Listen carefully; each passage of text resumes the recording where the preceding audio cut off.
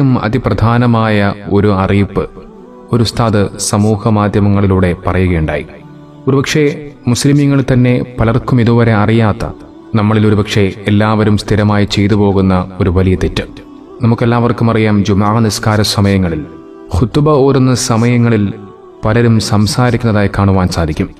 വലിയൊരു അബദ്ധമാണ് നാം നിസ്സാരമായി കരുതുന്ന ആ പ്രവൃത്തിയിലൂടെ ഉണ്ടാകുന്നത്. ഇതിനെക്കുറിച്ച് ആ ഉസ്താദ് പറയുന്നത് നമുക്കൊന്ന് കേട്ടു നോക്കാം. വെള്ളിയാഴ്ച ജുമുഅക്ക് പോകുന്ന എൻ്റെ പ്രിയപ്പെട്ട ജ്യേഷ്ഠന്മാരെ, സഹോദരന്മാരെ, എല്ലാ വെള്ളിയാഴ്ചയും ജുമുഅത്ത് പള്ളിയിൽ ഖതീബ് മിമ്പറിൽ കയറുന്നതിൻ്റെ മുമ്പ് ആ പള്ളിയിലെ ബാങ്ക് വിളിക്കുന്ന മുഅദ്ദിൻ അഥവാ മുക്രി ഒരു വാൾ പിടിച്ചുകൊണ്ട് അവിടെ ജുമുഅക്ക് വന്ന വിശ്വാസികൾക്ക് നേർ തിരിഞ്ഞുകൊണ്ട് പറയുന്ന ഒരു ചെറിയ ഖുതുബയുണ്ട്. എന്താണത്? മഅശറൽ മുസ്ലിമീൻ റഹിമക്കുമുല്ലാഹ്, അൽ ജുമുഅത്തു ഹജ്ജുൽ ഫുഖറാഇ വൽ മസാകീൻ വഈദുൽ മുഅ്മിനീൻ, അൽ ഖുതുബത്തു തഖൂമു മഖാമ റകഅത്തൈനി മിനൽ ഫർദ്. ഓ മുസ്ലിമീങ്ങളായ വിശ്വാസികളെ, ഇന്ന് ജുമുഅ ദിവസമാണ്. ജുമുഅ എന്നുള്ളത് പാവപ്പെട്ടവന്റെ ഹജ്ജും മുഅ്മിനീങ്ങളുടെ പെരുന്നാളിന്റെ ദിവസവുമാണ്. 2 ഖുതുബ 2 റകഅത്തിന്റെ സ്ഥാനത്താണ്. എന്നിട്ട് പറയും, ഇദാ സഅദൽ ഖതീബു അൽ മിമ്പർ ഫലാ യതകല്ലമന്ന അഹദ്. ഖതീബ് മിമ്പറിൽ കയറി സലാം പറഞ്ഞ് ഇരുന്നു കഴിഞ്ഞാൽ ആ സമയം മുതൽ ഫലാ യതകല്ലമന്ന അഹദ്, നിങ്ങൾ ഒരാളും ഒരു സംസാരവും സംസാരിക്കരുത്. വമൻ തകല്ലം, ഖുതുബ നിർവഹിച്ചുകൊണ്ടിരിക്കെ ഒരാൾ സംസാരിച്ചാൽ ഫഖദ് ലഗാ, അവന്റെ ജുമുഅ പാഴായി പോയി. ഫലാ ജുമുഅത ലഹു, അവന് പിന്നെ ജുമുഅ ഇല്ല എന്നാണ് അതിന്റെ അർത്ഥം. ഇത് നമ്മൾ കേൾക്കുന്നവരാണ്. പക്ഷേ ഞാൻ ഈ വീഡിയോ ചെയ്യാൻ കാരണം, ഖുതുബ നിർവഹിച്ചുകൊണ്ടിരിക്കുമ്പോൾ സംസാരിക്കുന്ന ധാരാളം ആളുകൾ ഇപ്പോഴും നമ്മുടെ പള്ളികളിൽ ഉണ്ട്.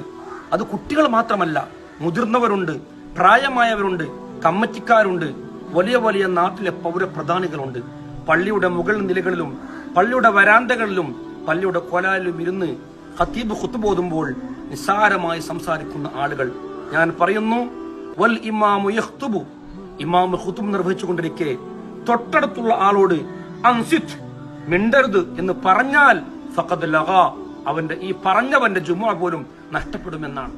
അതുകൊണ്ട് ഞാനിത് പറയാൻ കാരണം, എന്റെ മഹല്ലടക്കം ഞാൻ ജുമുഅക്ക് പോയിരിക്കുമ്പോൾ മുൻപിലെ സൊഫിലും ബാക്കിലെ സൊഫിലും പുറത്തുനിന്നൊക്കെ വർത്തമാനങ്ങളാണ് കേൾക്കാം. നോക്കുമ്പോൾ നമുക്ക് പറയാൻ പോലും പറ്റൂല. നാട്ടിലെ കാരണവന്മാരും വലിയ പ്രമാണിമാരും വലിയ കമ്മിറ്റിക്കാരും വലിയ ആൾക്കാരാ. അത്രയും വലിയ ആളുകളാണ്.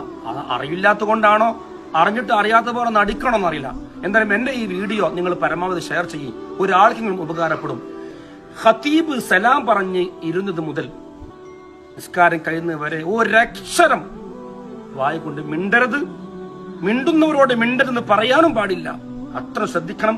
അങ്ങനെ ഒരു അക്ഷരം മിണ്ടിയാൽ അവന്റെ ജുമുഅ നഷ്ടപ്പെട്ടു പോകും. കാരണം ഖുതുബ 2 റകഅത്തിന്റെ സ്ഥാനത്താണ്.